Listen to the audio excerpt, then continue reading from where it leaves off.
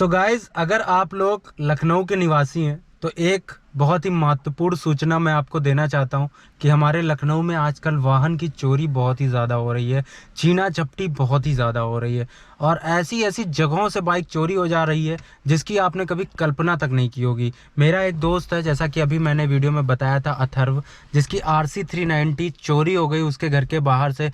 यहाँ तक कि CCTV कैमरा वगैरह सब लगा हुआ था। 2 लड़के आए एक छोटी सी गाड़ी पे, उन्हें मतलब 5 मिनट भी नहीं लगा और उन्होंने गाड़ी का लॉक तोड़ा, नई RC 390 का लॉक तोड़ा, गाड़ी स्टार्ट की और लेके चले गए। उनका अभी तक कोई भी पता नहीं चला है। मुश्किल होता है ना, आपको नंबर दिखता है ना चेहरा दिखता है। अच्छा, ये लोग बहुत दिन से बाइक पे, ये आपको बाइक को फॉलो करे देख रहे हैं, ये सब चोरी होते हैं, देखा करते हैं, हमको क्या मिल सकता है।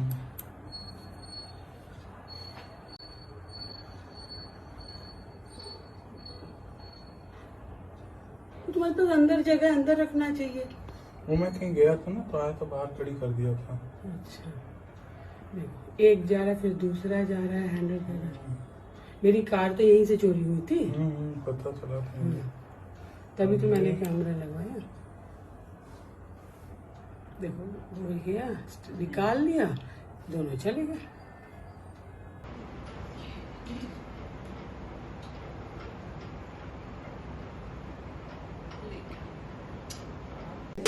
तो बहुत ही मतलब यार, जो मेहनत से बहुत कमा के अपने लिए बाइक परचेज़ करते हैं उनके लिए तो बहुत बड़ी बात है कि अगर उनकी बाइक चोरी हो जाए तो उन पे क्या बीतती है, कैसे बीतती है, ये वही समझ सकते हैं। मेरा एक फ्रेंड और था जिसकी कुछ दिन पहले एक गाड़ी और चोरी हुई। तो जैसा कि आप लोग को पता है कि मैंने अपनी गाड़ी में और अपनी कार में ये GPS डिवाइस इंस्टॉल करा रखा है कि भैया अगर कोई मेरी गाड़ी लेके जाए तो मैं उसके बगल में जाके ऐसे कहूँ, भैया प्लीज़ कहाँ रहे हो, ये तो बता दो। जैसे आजकल ये मेरी कार वार लेके कहीं भी निकलते हैं तो मैं इनसे ये नहीं पूछता हूँ कि कहाँ हो, मैं कहता हूँ वहाँ क्या कर रहे हो, तो कहते हैं अच्छा तुम देख रहे हो, समझ रहे हो। तो ये फ़ायदा है इस GPS डिवाइस का कि अगर आपकी गाड़ी को कोई, मैंने नोटिस किया है, ये चीज़ इसमें लिखी नहीं है बट ऐसा होता है कि गाड़ी को अगर आपकी कोई टच करता है, गाड़ी ज़रा सी हिलती भी है तो भी आपके मोबाइल में तुरंत नोटिफिकेशन आ जाती है कि हाँ गाड़ी हिली, समझ रहे हो। इग्निशन स्टार्ट होने पे तो आती ही आती है, साथ ही साथ मुझे लगता है कुछ होगा कुछ कि जैसे ही कार हिले या बाइक हिले तो नोटिफिकेशन तुरंत आ जाती है कि हाँ इग्निशन ऑन हुआ है। बाकी इस GPS डिवाइस में कई सारे फंक्शन है, रिकॉर्ड पूरा सेव होता रहता है कि आपकी गाड़ी कहाँ कहाँ ट्रैवल कर रही है, कब ट्रैवल कर रही है, कितनी स्पीड से ट्रैवल कर रही है। अगर ओवर स्पीडिंग होती है तो आपके मोबाइल पे नोटिफिकेशन आती है।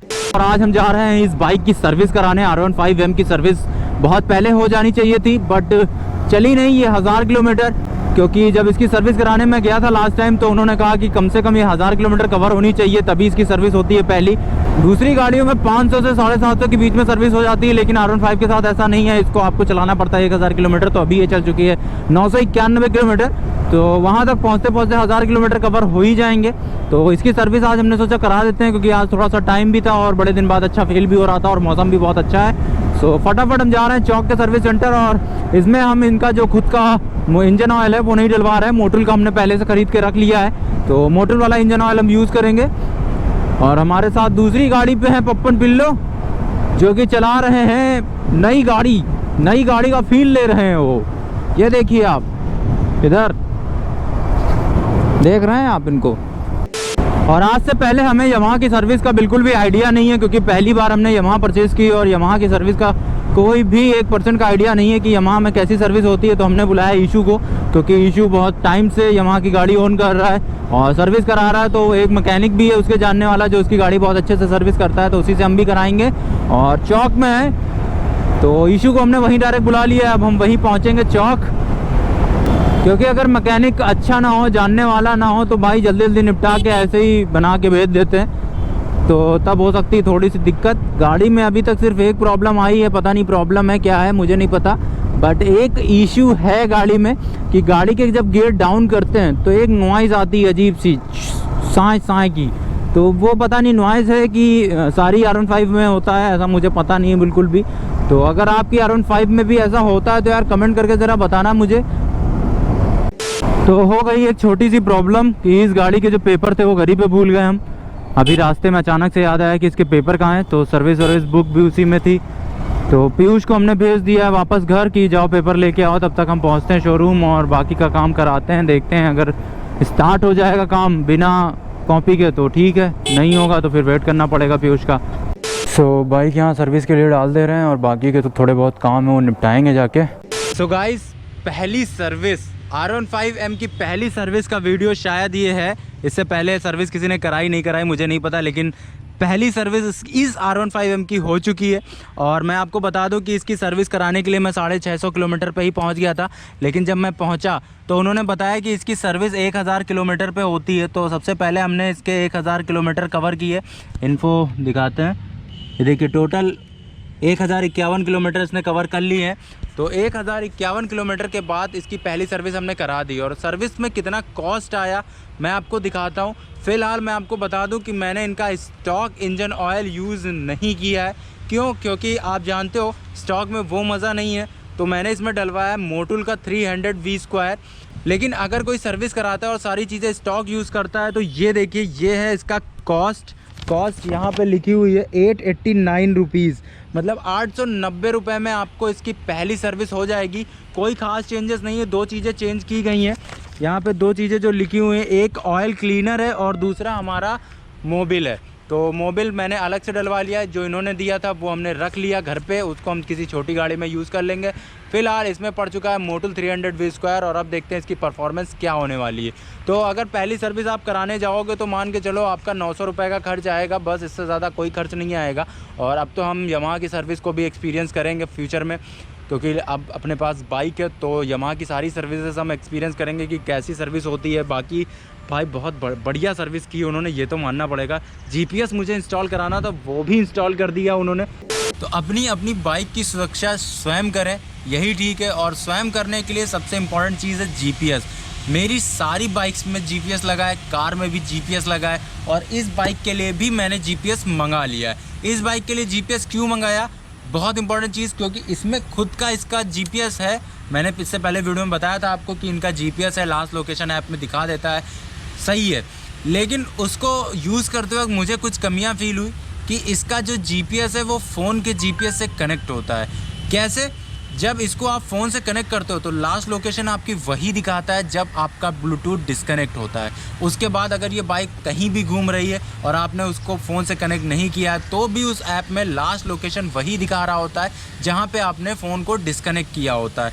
तो ये थोड़ी सी प्रॉब्लम वाली चीज़ थी। मैंने ये भी बताया था कि इसमें सिम नहीं पड़ता, तो आई डोंट नो कि इसका GPS कैसे काम करता है। मतलब एग्जैक्ट लोकेशन के लिए सिम का होना कंपलसरी है। तो फाइनली इसके लिए हमने मंगाया GPS। अब हमारे लिए बहुत बड़ा टास्क था कि GPS को इसमें इंस्टॉल कैसे किया जाए। तो हमने GPS को इंस्टॉल कराया इसकी कंपनी में। जब हम इसकी सर्विस के लिए इसको लेके गए थे तो हमने उन्हीं से कह दिया और उन्होंने बिल्कुल परफेक्टली एक बार में ऐसे खटाक से मतलब बिल्कुल लगा दिया। उसके बाद लगने के बाद हमारे खुद के लिए ये टास्क हो गया कि हम देखें कैसे कि GPS कहाँ लगा है।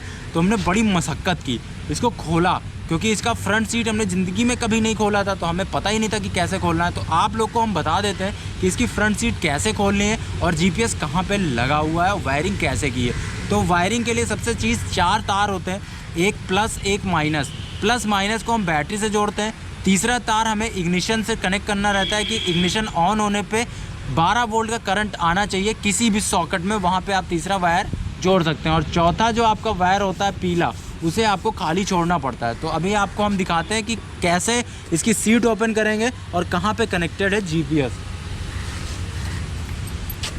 तो सबसे पहले हम सीट इसकी पीछे वाली हमें ओपन करनी होगी। जब ये पीछे वाली सीट हम ओपन कर लेंगे तो यहाँ पे देखिए आपको एलंकीज़ मिलती हैं। तो ये वाली एलंकी जो है आप उसको निकाल लीजिए। देखिए यहाँ पे क्लिप है, एक क्लिप ये, एक क्लिप ये नीचे से हाथ डाल के या ऐसे प्रेस करके अभी आपको सबसे पहले तो ये इसका जो ये है ये आपको ऐसे बाहर खींच लेना है और ये क्लिप पे है, ये ऐसे ही निकल आएगा। ये निकल गया। अब यहाँ से आप उंगली डालिए और इसको ऐसे क्लिप निकाल लीजिए। जब आप क्लिप निकाल लेंगे तो ये क्लिप आपके हाथ में आ जाएगी और ये क्लिप भी ऐसे आपके हाथ में आ जाएगी। अब यहाँ पे ये दो ऐसे ये पिन हैं, पेंच हैं, इनको इस एलंकी की मदद से आप ऐसे खोल लीजिए मैं आपको खोल के दिखा देता हूँ।